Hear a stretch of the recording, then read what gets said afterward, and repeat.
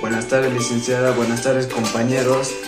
Yo voy a explicar sobre lo que es la infancia en el pasado.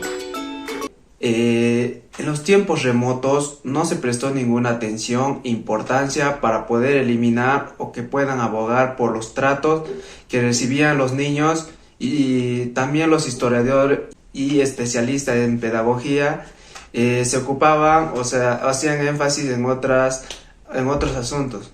Condemaus nos da a conocer las actitudes prácticas de los padres que hacían hacia sus hijos.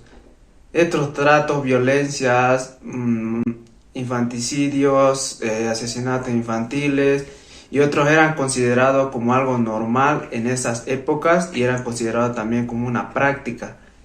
Se puede decir que esto hoy en día ya no es algo normal. Se da, pero con menores cantidades o en menor aplicaciones, ya que existen leyes, autoridades que tienen la tuición para poder defender a los niños y que sus derechos no puedan ser vulnerados. Los asesinatos infantiles. En las épocas antiguas los asesinatos infantiles se daban con las amenazas de los oráculos, ya que en esos tiempos ellos eran las autoridades que imponían órdenes. En la Biblia nos dice que en tiempos de Moisés se asesinaba a los niños con la orden del rey Herodes, ya que él se enfureció porque le habían anunciado que iba a nacer el Mesías, el rey de reyes, que era Jesús, y mandó a matar a todo niño menor de 2 años, pero Jesús no fue asesinado gracias a la interpretación de sueños que tenían sus padres. Hoy en día se sigue dando mayormente en América Latina estos asesinatos infantiles, con el secuestro de niños, luego torturados y abusados sexualmente, y también en algunos casos son asesinados para que los órganos sean traficados. Los sacrificios rituales. Estas prácticas llegó a darse desde Mesopotamia hasta el antiguo Egipto. En otras etnias eran sacrificados los niños que nacían con posiciones anormales y con el previo acuerdo de sus padres, y mayormente esto se hacía para conseguir los resultados que deseaban cada uno de las etnias o de las culturas que existían en ese entonces. Estas prácticas se lo hacían para satisfacer a los dioses con el sacrificio de niños o de personas con vida, que era ofrecido como un holocausto, que era la quema de las personas en vida en un horno para el sacrificio como un ritual, y esto mayormente se daban en las montañas. Los abandonos. Estos se daban por la irresponsabilidad, ignorancia, mala voluntad de los padres, también por la pobreza, motivos económicos, y los niños se veían obligados a vivir con familias ajenas que eran denominadas las nodrizas, que no le brindaban un buen trato por parte de ellos, y los niños permanecían con ellos de 2 a 5 años y luego eran asesinados.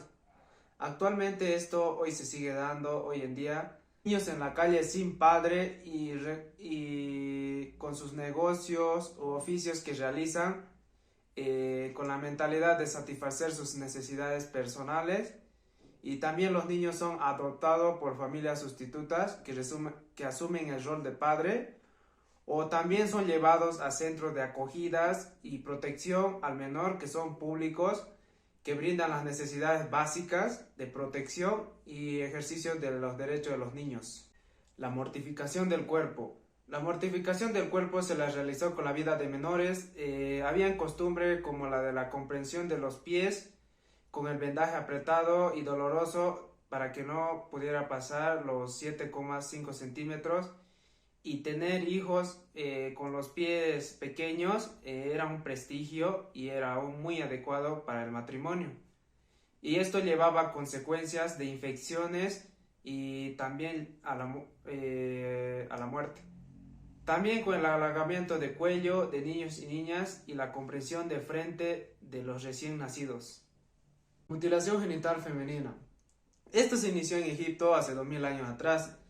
Estas prácticas eran costumbres y tradiciones. La niña no podía moverse generalmente. eran ayudadas con personas mayores y las mutilaciones se las hacía con la aplicación de objetos punzantes y cortantes, así como también las infibulaciones para que se puedan unir los labios mayores del órgano genital femenino. Se aplicaban ungüentos, polvos, hierbas y cenizas que eran para que esas heridas puedan ser cicatrizadas. En nuestros días se siguen dando y esto se estima que millones de niñas y de mujeres sufren y tienen un riesgo de poder padecerla o contraerla esta práctica de la mutilación genital femenina. Castrados o los castrati. La castración consistía prácticamente en quitar solo los testículos y se los hacían a los niños de 7 y 12 años de edad que veían que tenían un talento para cantar. Bueno, el niño se desarrollaba normal excepto por la voz, que no cambiar porque al quitarle sus testículos ya no podía producir testosterona. ¿Qué es la testosterona? Es la hormona que produce el hombre para que se pueda engrosar su voz.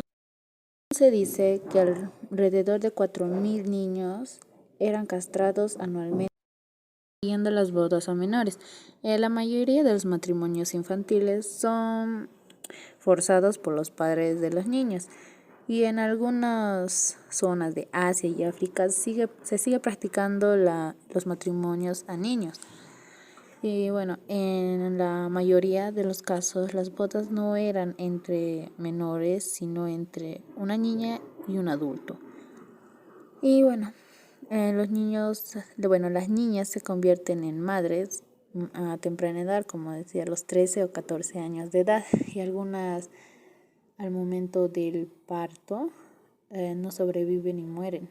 A los niños soldados. Desde la antigüedad, la incorporación de los menores a las milicias ha sido habitual.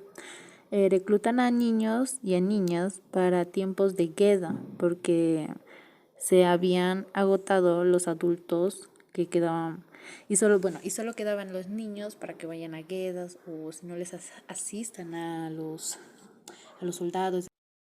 Por último, los abusos sexuales a menores y su prostitución forzada. Y en la edad antigua se consideraba natural, se los consideraba a los menores como un objeto sexual. Y en la actualidad sigue existiendo abusos sexuales a los niños y en algunos son producidos por sus propios padres y en algunos de los casos no les toman en cuenta. Continuando con la explicación de mi compañera, una nueva sensibilidad y el descubrimiento de la infancia. La infancia antes era anotada por un carácter. ¿En qué sentido? El niño antes ya tenía que valerse por sí solo. Desde los 6 años el niño tenía que trabajar para que pueda comer, para que pueda vestirse, ¿no? Pero con los años, al transcurso de los años, al pasar los años, fueron cambiando todo eso. Y en una de las obras de Aries empezó a desarrollar las actitudes mentales de los adultos hacia los niños. ¿En qué sentido? El adulto se dio cuenta de que un niño es una joya preciosa, o como decir, ¿no? Y también les voy a explicar el descubrimiento. ¿Qué es el descubrimiento? Es uno de los puntos en que al niño se le consideraba un hombre pequeño. Era como decir, ya era un adulto, pero en forma pequeña, ¿no? En un tamaño pequeño que se quedó. En Europa, en el siglo XIX, las familias tenían la costumbre de ¿qué? De reunir a todos los niños en un grupo pequeño para que ahí ellos le consideraban como una criatura preciosa, como dicen. Era para ellos algo brillante que un niño se juntara con otros niños, ¿no? Pero hoy en día no lo decimos de una forma como decir una criatura. Hoy en día lo llamamos que un niño es el futuro del país. ¿En qué sentido? El niño, uno de esos, tiene derechos. Tiene derecho a poder estudiar, tiene derecho a a jugar, tiene derechos, muchas cosas, ¿no? También tiene obligaciones. Todo eso fue cambiando con los años. En el siglo XVIII, en este ciclo los niños se encontraban desprotegidos ya que no había una ley que los proteja. También los padres acostumbraban entregarlos a terceros o también a instituciones. Se podría decir que entregaban a sus niños a personas para que los cuiden y todo eso, o a instituciones para que los terminen de criar. También los niños deformes, o sea, los niños que nacían con discapacidad o alguna enfermedad o algo, eran considerados como producto de relaciones adúlteras.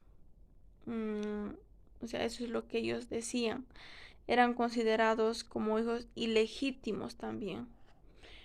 Se los castigaban también a los niños sin remordimiento de ningún tipo para que aprenda la lección, útil o inútil, ya que los adultos decidían impartirles, ¿no? Lo que ellos querían. También en este ciclo, en el siglo XVIII, carecen los derechos y debido a eso los niños eran sometidos a la decisión que tomaban los adultos o sus padres.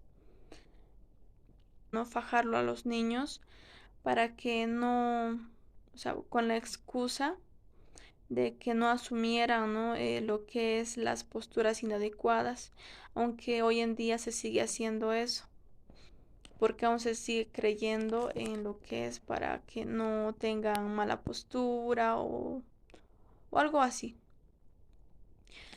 En este ciclo también se continuaba haciendo, ¿no? Lo que es los maltratos hacia el niño. Los padres seguían siendo desatentos, incluso crueles con sus niños. En este ciclo, pero también empiezan a ser observados los niños como seres humanos dignos de interés. Vamos a hablar de la educación. La educación siempre fue un motivo de interés, claro, con un sentido distinto, diferente del que se le da en la actualidad. La educación es un hecho natural, siempre ha estado presente en la historia de los seres humanos. En el pasado la educación era una obligación, era más basada en la teoría y poco en la práctica.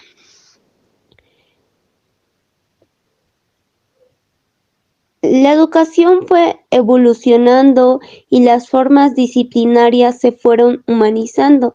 Ya no se admiten castigos físicos como antes. El juego ha formado parte de todas las etapas de desarrollo del ser humano.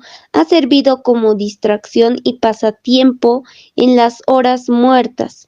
Ha ayudado a nuestro desarrollo cognitivo y nuestra integración social. En la prehistoria, el hombre se sirvió del juego para ir construyendo manifestaciones más elevadas como la moral o la justicia. El juego, al principio de la sociedad humana, se relaciona como parte de rituales religiosos o esotéricos, o como ritos de iniciación en una nueva etapa de jerarquía social, lo que estimuló en el hombre el desarrollo de la imaginación y el pensamiento abstracto.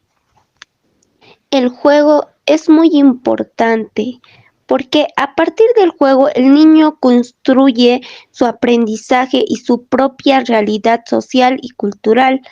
El juego nace de la necesidad del deseo del saber, de conocer y de dominar los objetos. Así, a través de la actividad lúdica, los niños avanzan en su desarrollo. El juego simbólico ayuda a los niños a comprender la diferencia del lenguaje, puesto que son diferentes en cada papel. De la infancia.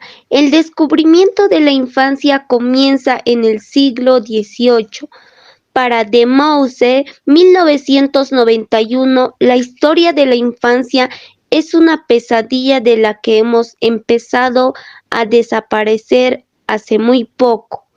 La infancia ha sido una materia de amplios estudios de tipo pedagógico y psicológico.